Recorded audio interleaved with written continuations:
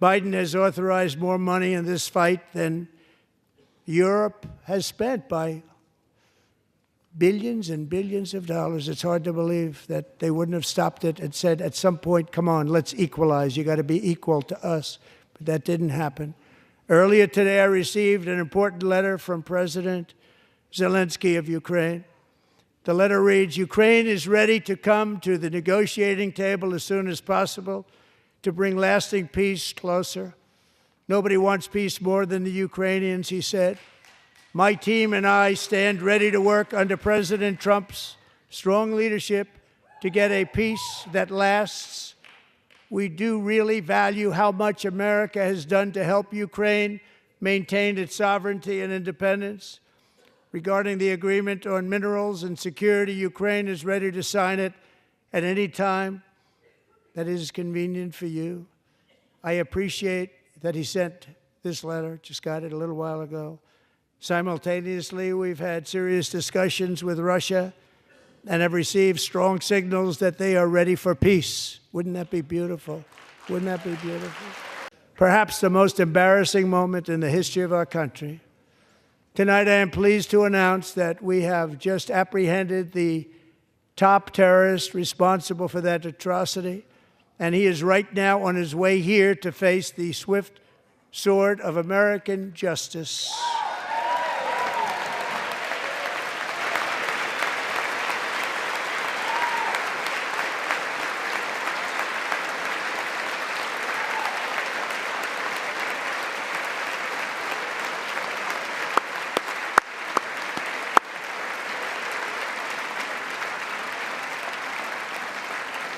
And I want to thank especially the government of Pakistan for helping arrest this monster. This was a very momentous day for those 13 families who I actually got to know very well, most of them, whose children were murdered, and the many people that were so badly, over 42 people, so badly injured on that fateful day in Afghanistan. What a horrible day. Such incompetence was shown. That when Putin saw what happened, I guess he said, wow, maybe this is my chance. That's how bad it was. Should have never happened. Grossly incompetent people. I spoke to many of the parents and loved ones, and they're all in our hearts tonight. Just spoke to them on the phone. We had a big call. Every one of them called, and everybody was on the line, and they did nothing but cry with happiness. They were very happy. And I also have a message tonight for the incredible people of Greenland. We strongly support your right to determine your own future. And if you choose, we welcome you into the United States of America. We need Greenland for national security and even international security, and we're working with everybody involved to try and get it. But we need it really for international world security. And I think we're going to get it. One way or the other, we're going to get it. We will keep you safe. We will make you rich, and together we will take Greenland to heights like you have never thought possible before. It's a very small population, but very, very large piece of land, and very, very important for military security. It will have a huge impact. To further enhance our national security, my administration will be reclaiming the Panama Canal, and we've already started doing it.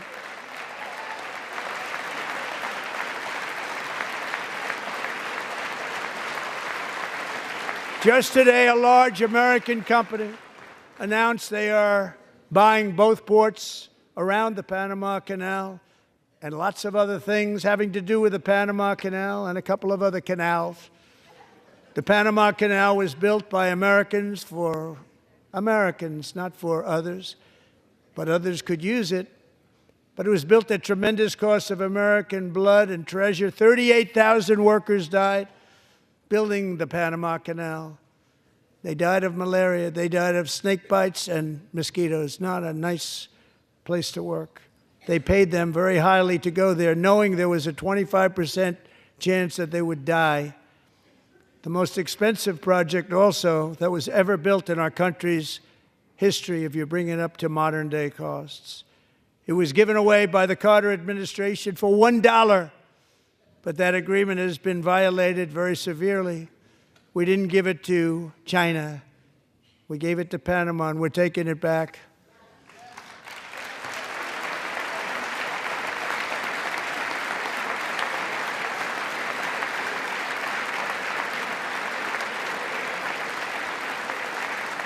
And we have Marco Rubio in charge. Good luck, Marco.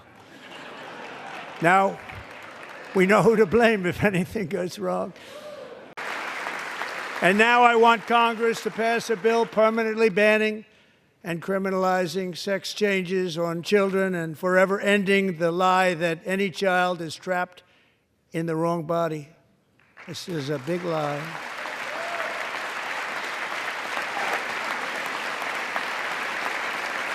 And our message to every child in America is that you are perfect exactly the way God made you.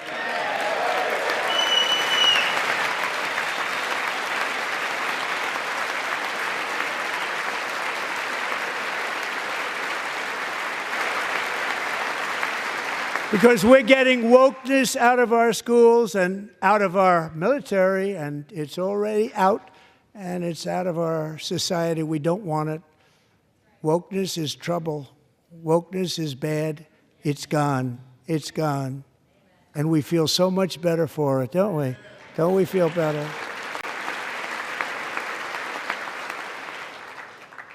Melania's work has yielded incredible results, helping prepare our nation's future leaders as they enter the workforce.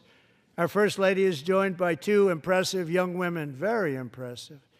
Haley Ferguson, who benefited from the First Lady's Fostering the Future initiative and is poised to complete her education and become a teacher. And Elliston Berry, who became a victim of an illicit deepfake image produced by a peer. With Elliston's help, the Senate just passed the Take It Down Act, and this is so important. Thank you very much, John. John Thune, thank you. Stand up, John. Thank you, John.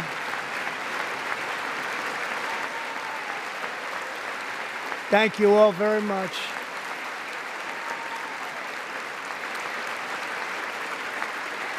Thank you. And thank you to John Thune and the Senate. Great job. To criminalize the publication of such images online is a terrible, terrible thing. And once it passes the House, I look forward to signing that bill into law. Thank you. And I'm going to use that bill for myself, too, if you don't mind. Because nobody gets treated worse than I do online. Nobody. That's great. Thank you very much to the Senate. Thank you.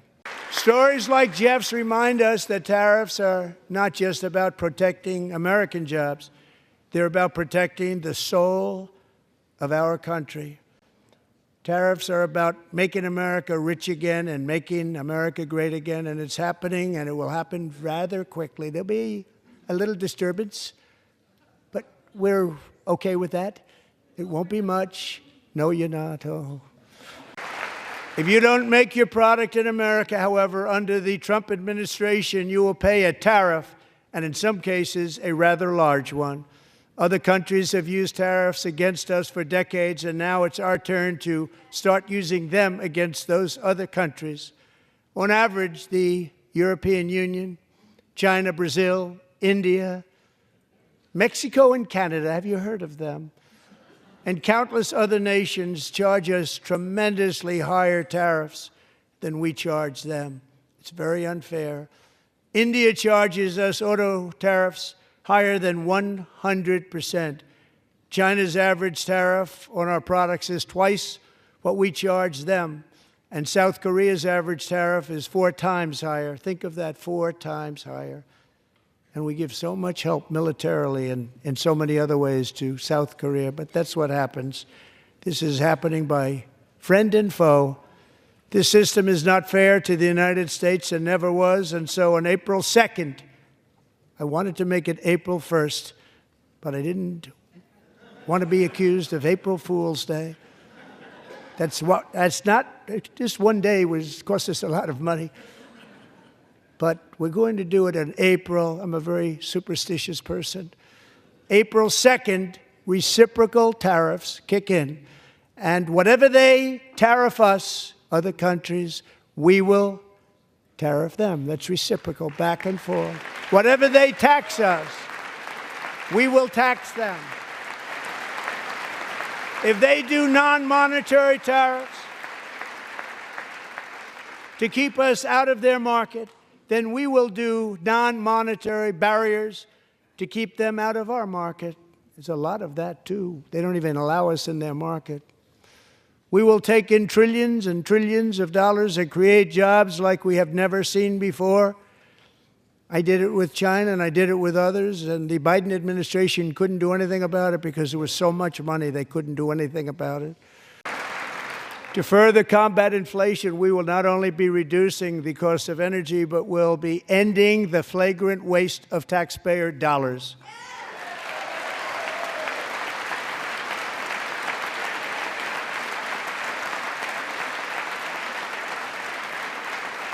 And to that end, I have created the brand new Department of Government Efficiency, DOGE.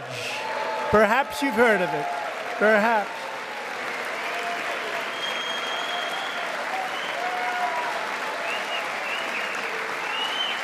Which is headed by Elon Musk, who is in the gallery tonight.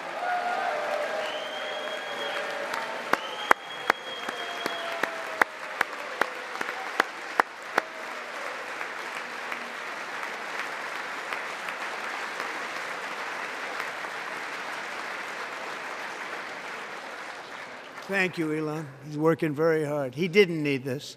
He didn't need this. Thank you very much. We appreciate it. Everybody here, even this side, appreciates it, I believe.